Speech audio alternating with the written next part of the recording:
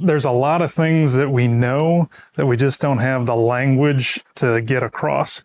And that's really the impetus for this particular discussion here, is how do we express all of the good things that we're doing to auditors, specifically around internal controls. So if you can pop me there, Rachel. A lot of folks, this is going to be review for, but just starting with the basics of what is the regulatory environment.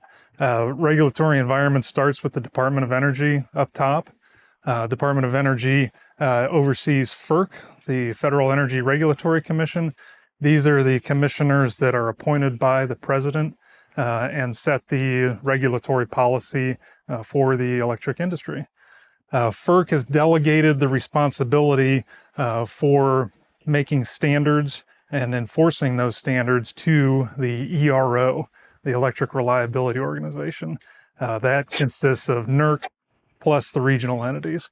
So again, for a lot of folks, this is going to be review, but just to give you that grounding of what the regulatory landscape looks like. Pop to the next one. And I should have mentioned at the top, ask questions at any time. I do have a couple of quiz items in here, and so then you have these fabulous prizes if you answer the quiz question correctly there.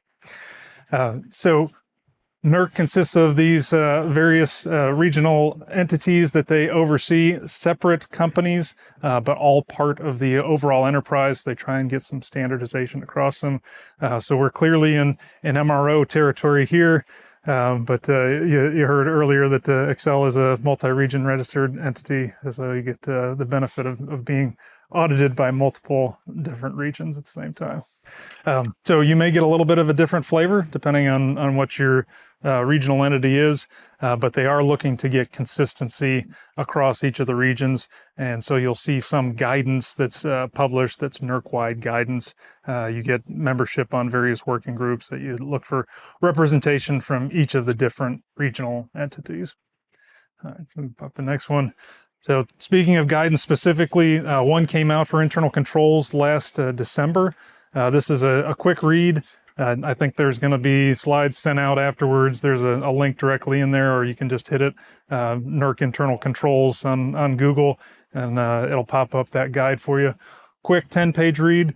Would definitely recommend that if you are going to be in front of an auditor, that you have read this quick 10-pager, because it uses some of the language that the auditors will use.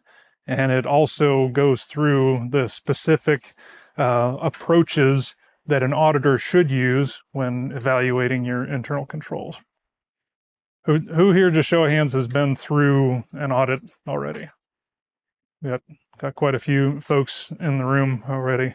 So this is a great way. The auditors are always looking to advance their game. We talked about that earlier, right? Continue to evolve. As those auditors evolve, we need to respond and evolve as well. So what is a control?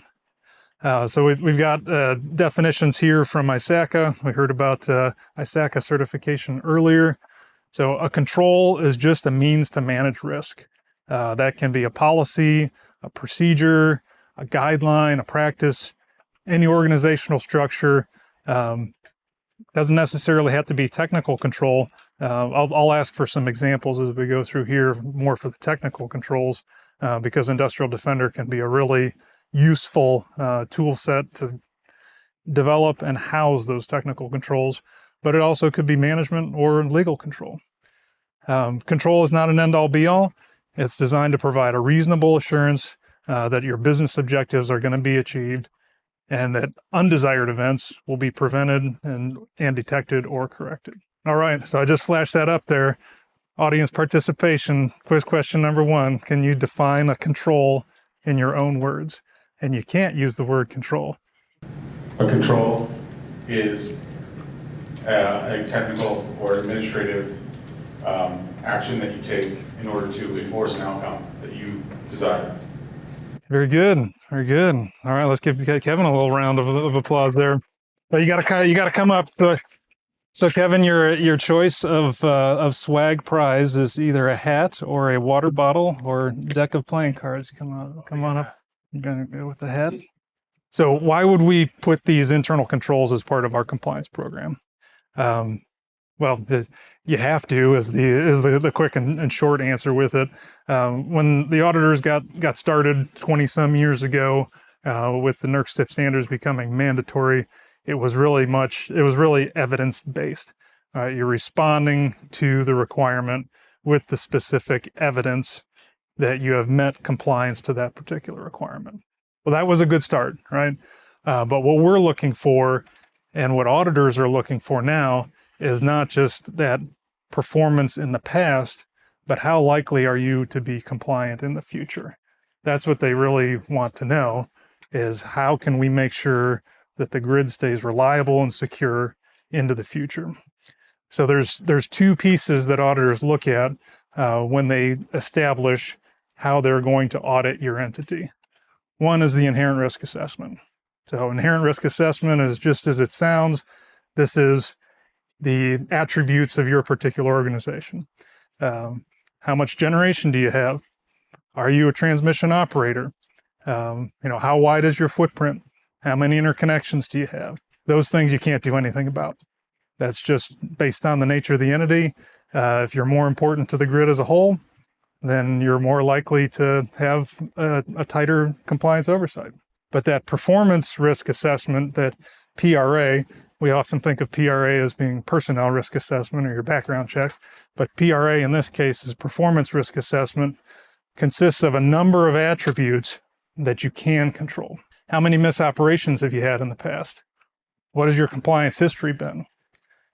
Can you demonstrate that you have a tone at the top, that you have a culture of compliance, that your folks like Paul that were up here before demonstrate a commitment to compliance, and will be having a non-adversarial relationship with the auditors? Goes a long way. What events have you had in the past? But then the one that we're going to focus in on here today is that internal controls. And if you can demonstrate that you have an internal controls program and that it's effective, you can reduce the number of requirements that get audited and reduce the scope of your audit. So that's a win-win all the way around. So if you have good internal controls, you can get positive observations during your audit. If you have a lack of internal controls, or if your controls are not effective to meet the objective, that can either result in a recommendation or an area of concern. You're not going to immediately fail a standard, but you would get an area of concern if your control is not effective. And you want to not know, you don't want to find out during an audit whether your control was effective or not. You want to know that ahead of time, right? So that's important to be looking at this on a regular basis, making sure that you are testing so you know where you stand. At Utilicast, the framework that we like to reference to help companies put together an internal controls program is the COSO framework. So there's no quiz question on what does COSO stand for, but it's a very obtuse name. It's called the Committee of Sponsoring Organizations of the Treadway Commission. But it is a standard that is beyond just the energy industry, used for a lot of financial reporting compliance. We heard Sarbanes-Oxley earlier, that someone had come from a Sarbanes-Oxley background. So this can be used to establish a controls program, whether you're doing it for cybersecurity compliance or whether you're doing it for operational or, again, for financial reporting. So 3 dimensions here. We're going to focus in on the compliance dimension because that's what the tool set helps us out with, both from a security and a compliance perspective. You have a dimension there for whether this is entity level all the way down to the individual function level. And then that second dimension that we have, so dimension 1, operations, reporting, or compliance. Dimension 3 is on entity level down to the function level. Dimension 2 is really kind of a nice roadmap or workflow for establishing your controls program. So we're gonna spend a little bit more time on each of these items here, from control environment, risk assessment, activities, info and communications, and monitoring activities. So depending upon your risk type, you may have a combination of elements that get met here. So if you have, for instance, one example would be at the entity level, we have a procedure that says every year we're going to review all of our control documents. All right. You don't need to duplicate that down at the function level if you're doing that corporate wide anyway. All right, second quiz question. Can you name one of the COSO process activity layers? Risk assessment. Risk assessment. That's great, Steve. Come on up and grab one of the prizes of your choice. So you start with that control environment. A lot of companies have something going on in here. You're probably not starting just from scratch. If you have a couple of these pieces in place already, great. You may just need to add in a few more. That's something that you can take a look at. If it is a brand new entity, maybe you're spinning off your generation into a different company and they need to start off. This is a great way to give you a baseline on your control environment. So what do you need to do to establish the controls program? You go through, first you do the risk assessment. So Greg had a nice demo in the last one from a technical risk assessment perspective and what are the factors there. We'll talk through here today, risk assessment factors from a program and process level. Same exact type of goals, just different factors that are going to fit in there. Then you create your control activities to respond to those risks. Compliance history is important to that risk. The complexity of the individual requirement is important to that. Industry-wide performance is important to it. How manual the activity is. These are all facets that you can look at when you say, do we need a control? Let me throw one example out there. Greg was in the asset administration screen, right? But how many people on a regular basis go in and confirm reachability of their assets? Tom does that. We got a couple of them. All right, what do you do? Once a month, once a week, daily? That in itself is a control. So are you capturing that as part of your controls documentation? That can be very helpful when you're explaining to an auditor, our CIP 10 program is locked down. How do we know that our information is good? We check once a day. Can you produce the evidence that shows that control is effective? And you don't have to answer. Just to kind of give you an example of how a controls program would operate. So you want to have the right structure around it. You want to understand where you have automated controls.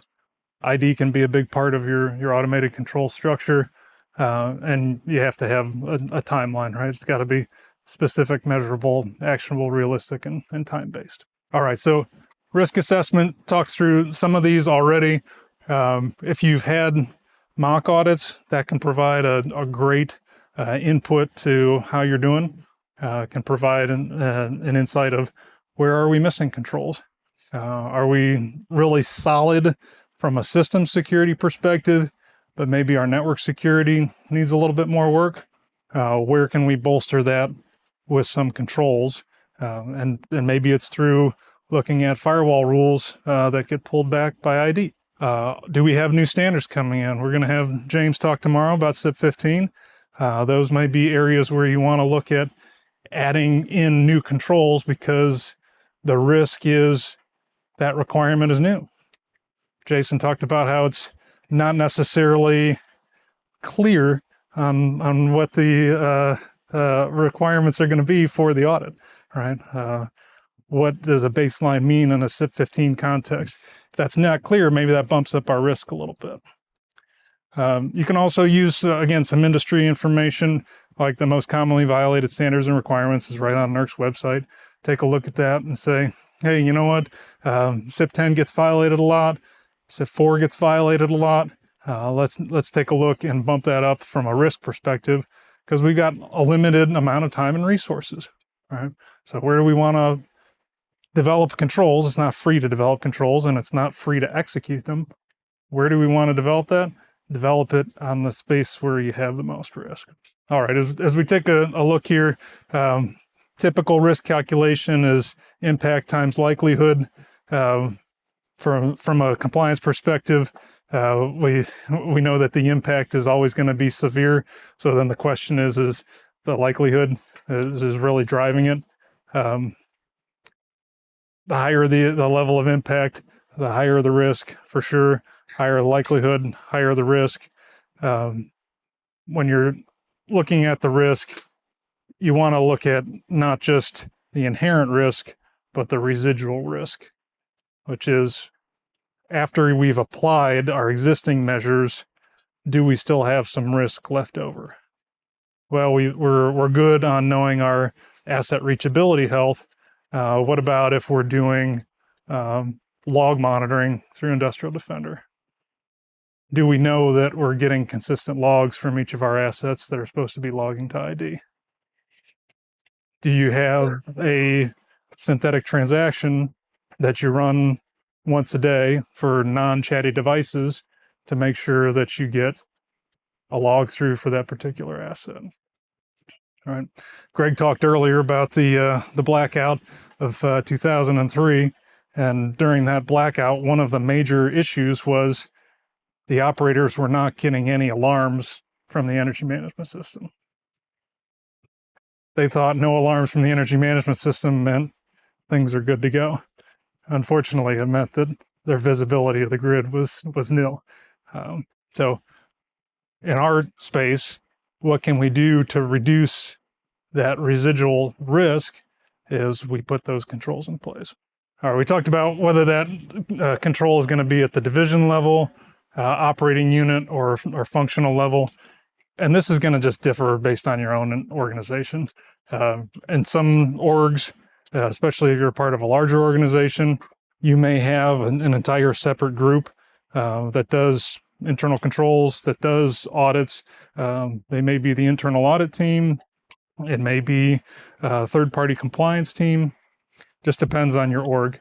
If you're part of a smaller organization, this might be something that you need to take on because the company just doesn't have a separate function for it. If we were coming out from a Utilicast perspective and helping you out to build out your controls program, we would start with some interviews.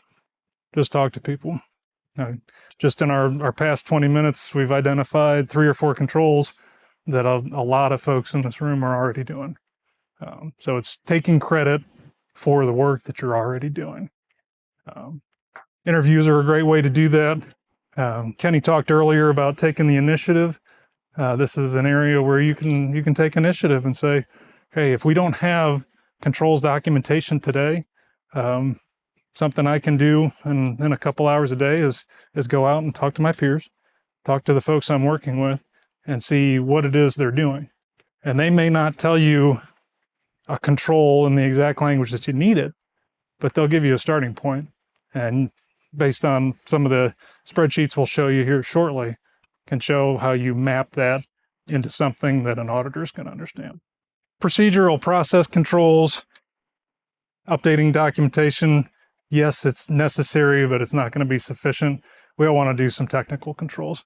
That's what the ID tool set's going to be good here for us to do. So a couple of examples of technical controls. Physical port usage. Is anybody still putting the super glue on physical ports on their operator workstations?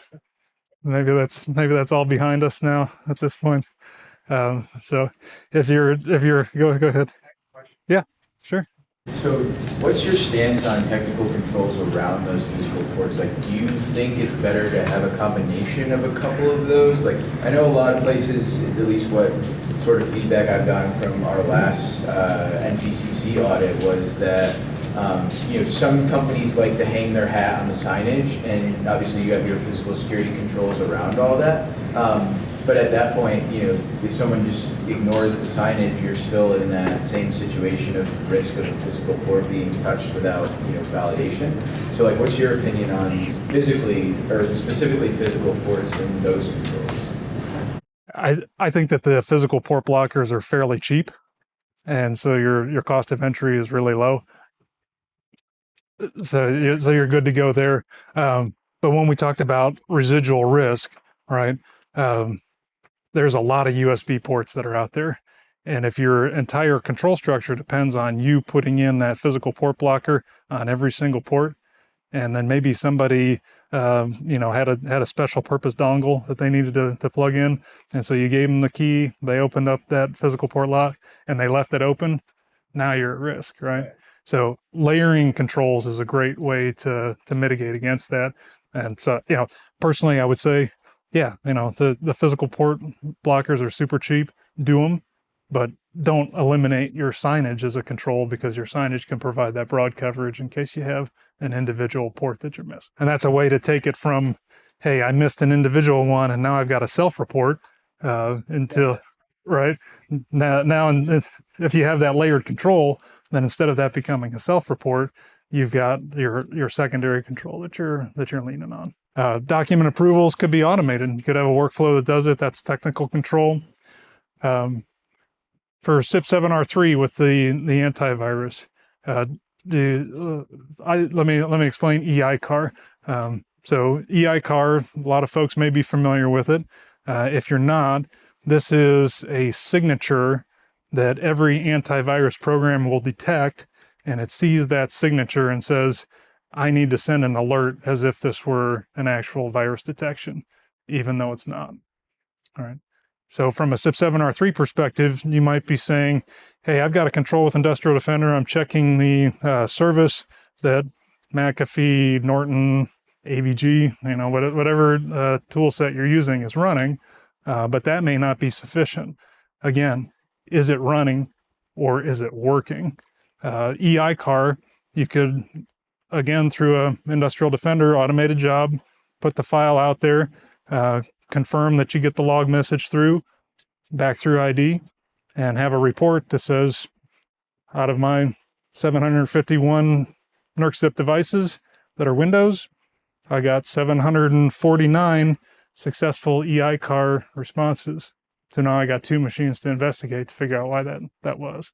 We talked a lot about individual controls. To have a solid program, you need to put them together into an inventory. That inventory document needs to establish what the activity is, who owns it, so you know who to come back and talk to, what type of control it is it preventive, that it prevents a failure from happening, such as those port blockers? Is it detective, that we've found a failure? Maybe that's the EICAR antivirus, or is it corrective? And these are a lot harder to do on the corrective control side, where by finding the problem, it automatically corrects itself. Maybe that's something like the asset health check that it automatically restarts the ID agent services if you don't have reachability. I don't know, just a hypothetical there. Your controls inventory should also talk about the frequency of the control execution. Are we doing it daily, weekly, monthly, ad hoc, or as needed? Identifies where that control is documented, and if there is a reference back to a specific process or procedure, so that, again, from the language of auditors' perspective, what do they like to see? They want to see your process or policy document at the top. They want to see your specific execution of it, your evidence, and they want to see that that's going to happen time and time again with your control. So if you can have that reference from the control back to the process, then you can internally or to the auditors show that you have that linkage right back there. All right, quiz question number 3. Can you tell me one of the 3 types of an internal control? All right, Tori's first, but then we'll go. Preventive, that's a good one. Come on up. You still have a choice of all swag items. When we talk about controls, it's really 2 specific pieces. There's control objective and control activity. The control objective is, what are we trying to do? We're trying to make sure that our asset health is communicating, right? Or that our assets are actively communicating back to ID. The how is how we do it. We run a daily monitoring check. That's your control activity for it. The objective is making sure that we're either proactive, so the preventive controls, or we're mitigating risks associated with a bad outcome happening. So all of this allows you to set up a testing program so that on a regular basis you can go through and make sure that your controls program is operating effectively. Now, you may not be doing that for the entire organization. If we came in and we were helping you out from a Utilicast perspective, we would take a broader lens than just the technical controls with ID. But you can be a front runner in your organization. You can put these control objectives, control activities down together into a controls inventory. And then when your internal compliance team, when your internal audit team comes to visit you, you can pull this out and show them, hey, we're not only meeting the level of compliance that's the bare minimum, we know that we're going to be compliant because we've looked all the way through from the risks that could affect the proper execution of ID, a proper execution of CIP 10, proper execution of CIP 5, CIP 7, and we have responded to it and we check it regularly. All right, so we talked about the benefits of having a centralized controls inventory already. And this can help you identify, do you have a gap in your control structure that could impact compliance into the future? You don't want to go this alone. Number one, because it's a lot of work, and if if nobody sees the benefit from it, then you've done a lot of work that may go for naught. You want to make sure that it's living and breathing, and the way that you make sure that it stays living and breathing and is part of the organization even after you move on into a different role is by including all the right stakeholders. So that may be stakeholders, if you're on the OT side of the fence, that may be an IT counterpart. If you're in IT and you're controlling the overall environment, that might include some of your business partners. That might include the training team, might include your internal controls, compliance, internal audit team. So this is that layer of information and communication that we talked about on the COSO model, so that you're not trying to operate in a vacuum. Instead, it's something that's ingrained into the organization. All right, monitoring. This is my favorite piece of it because it makes it real and it makes it tangible.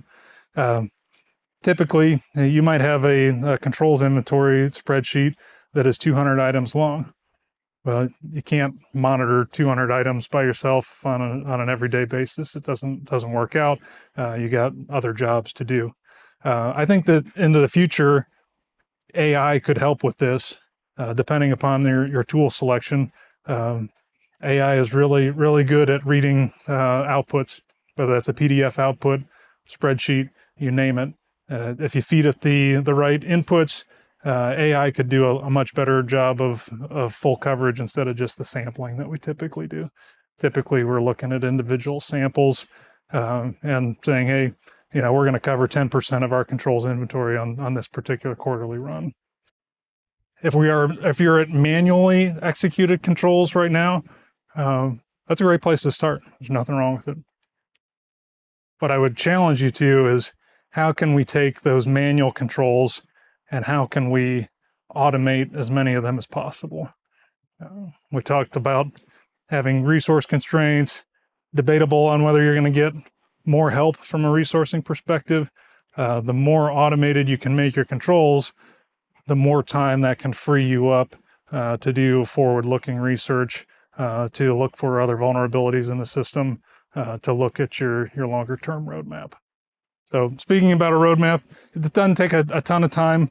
Again, this is set up just as an example. If Utilicast were coming in and looking at your program overall, over the period of 12 months, you can really make a ton of progress. But again, you'll have this slide if you want to work on it from a division, a department, or a team level. Really, in the first 6 months, you can make a ton of progress forward. And then in the second 6 months, you're really getting into a cadence where you're executing quarter over quarter. Starting with that interview process, you go through and you interview folks and you look for, ask them the language, not in auditor speak, but just what are you doing to make sure that your process is effective? You could start there, take that language, turn it into controls, control objective, control activity, Next 3 months, you put that existing inventory from your CIP process documents, layer that in to what you've done from the interviews, get that reviewed and approved, again, that information and communication piece, and then you start the testing process, start rolling through. How do we know this control is operating effectively? Oh, because we just tested it last quarter. Here's one quick example of the various attributes that you could put inside of your controls inventory, just to knock out one particular control. This one's from our operations and planning side rather than our NERC CIP side, but same exact thing, right? Looking at, first of all, what are we tying back to? We're tying back to a NERC requirement. What's our objective? What risk are we trying to prevent? Do we have a procedural reference that shows how we're meeting that particular standard or requirement? And then what is the control activity? What are we doing? In this case, it was verifying the completion of a form that was used for system protection studies. How are you testing that? Again, that's more of a manual test. In the future, maybe you can get an AI tool to do that test for you and just spit out exceptions. Who needs to have the answer? Who needs to have the communication? Who are your stakeholders? Is this a program level control that we're doing, or is it specific to an individual process? It's a living and breathing controls inventory, so where do we stand with that control? Just a little bit more detail here on that controls execution example that shows you what has your history been. This is tool agnostic here, quick and dirty. You can do it with a spreadsheet. It doesn't have to be fancy, but it tells you when has it been tested, is it automated or not, any notes from the last particular testing. Questions, team? I think we have a little bit of time left. What's the most common failure point for internal controls?